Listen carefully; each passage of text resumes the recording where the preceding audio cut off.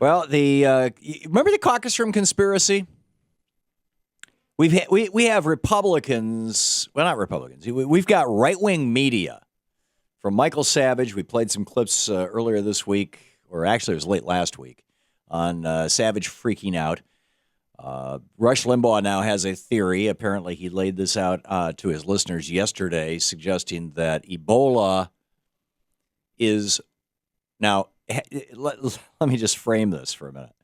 Had it been somebody who was religious rather than Rush Limbaugh, had it been, I don't know, one of these religious guys, right wingers, had it been Pat Robertson or Jerry Falwell, God rest his soul, had it been one of those guys, they'd probably be saying Ebola is God's punishment to America for, because Ebola is coming from West Africa, which is where the majority of American slaves came from. It's God's punishment on America for slavery. Well, it seems, first of all, this doesn't make any sense. It appears to be far more of a punishment on West Africa than on America. But that said, Limbaugh replaced God with Obama in that kind of a theory. You recall back on the day, I don't know if you can find it easily, Shane. You had Jerry Falwell and Pat Robertson sitting around right after 9/11 going, this God did this. God allowed this to happen. Not God did it, but God allowed this to happen because those homosexuals in America and all that kind of stuff. So Limbaugh yesterday saying, well, no, it's not God, it's Obama is doing this, and it's pretty amazing. It's pretty amazing. But back to the caucus room conspiracy. This is the thing I find most interesting about this. In fact, here's Falwell back right after 9/11 doing a variation on the same, God made it happen.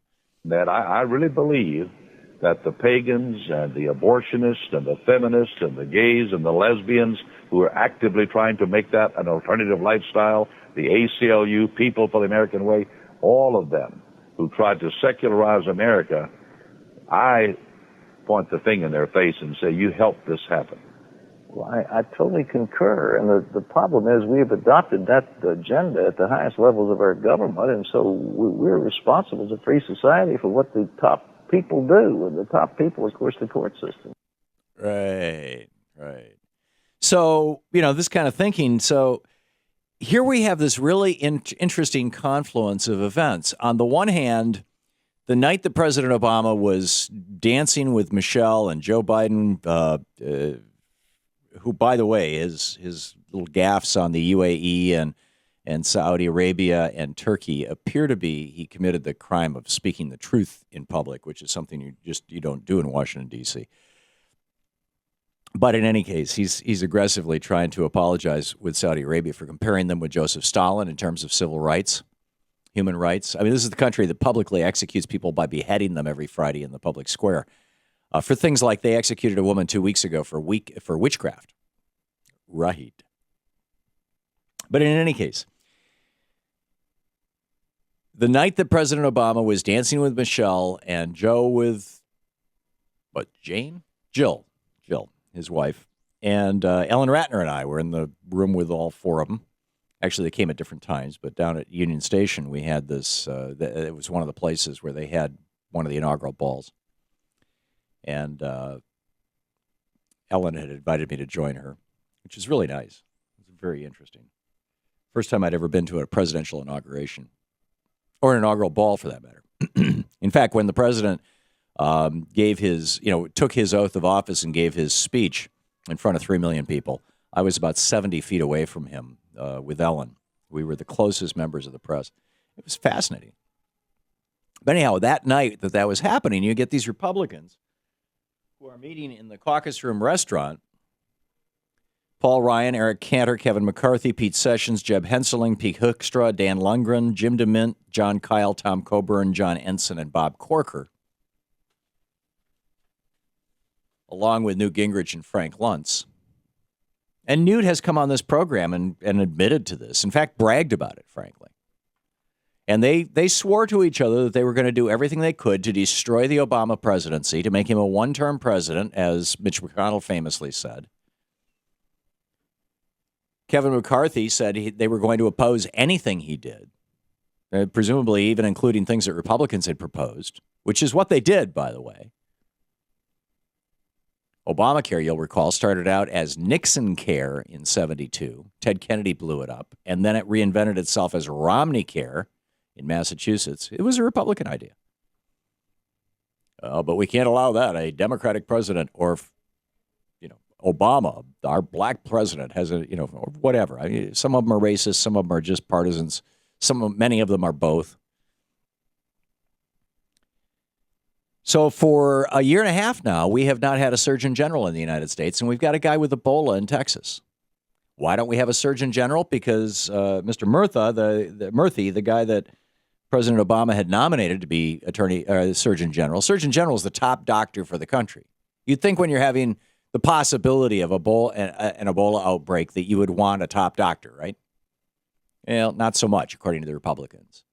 Because Mr. Murthy made the mistake of saying that, gun deaths are a public health issue. We should look at that. And so the Republicans for a year and a half have, filibustered his nomination until he finally said to the president, withdraw my name. I'm tired of this nonsense. So we have no Surgeon General at all. Yesterday there was, or day before yesterday, there was Breitbart, conservative media, criticizing the Office of the Attorney General for not having a statement on their homepage about Ebola. You think it could have something to do with the fact that there's nobody leading that office?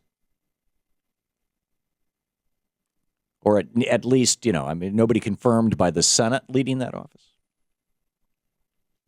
So the Republicans have sworn to do everything they can to destroy the Obama presidency, and that means blocking anything that he might do, including nominating a Surgeon General or offering free health insurance to everybody in the state of Texas where the Ebola outbreak is happening.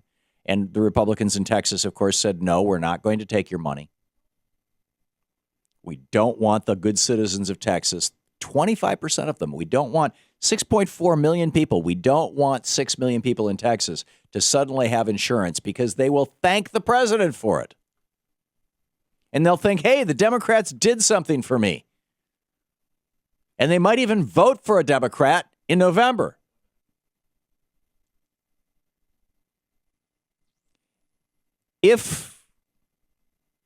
And by the way, the cutbacks or the prevention of, letting more people have a doctor rather than having to show up in the ERs has led to incredible overcrowding in the ERs. There's no shortage of sites and commentators who are wondering, if this guy who showed up at the ER in Texas, if he had not been black and uninsured, would they have diagnosed his Ebola on the spot and kept him rather than sending him home? Was that just part of it's another black uninsured guy, send him home? And why is that happening? It's happening because so many people, particularly minorities, don't have any health insurance because they are among the nation's poor and working poor because of centuries of not just discrimination, but genocidal violence. And as a consequence, you've got a healthcare system that's in shreds.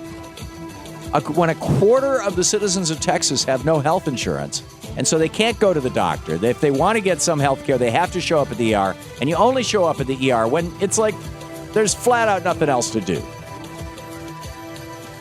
And meanwhile, hospitals across the state, across all the red states that are refusing Obamacare, are going out of business. This is the Thom Hartmann Program. You could really say the Republican caucus room conspiracy has the potential for costing American lives. Not just the potential. 17,000 people are going to die because Medicaid hasn't been expanded.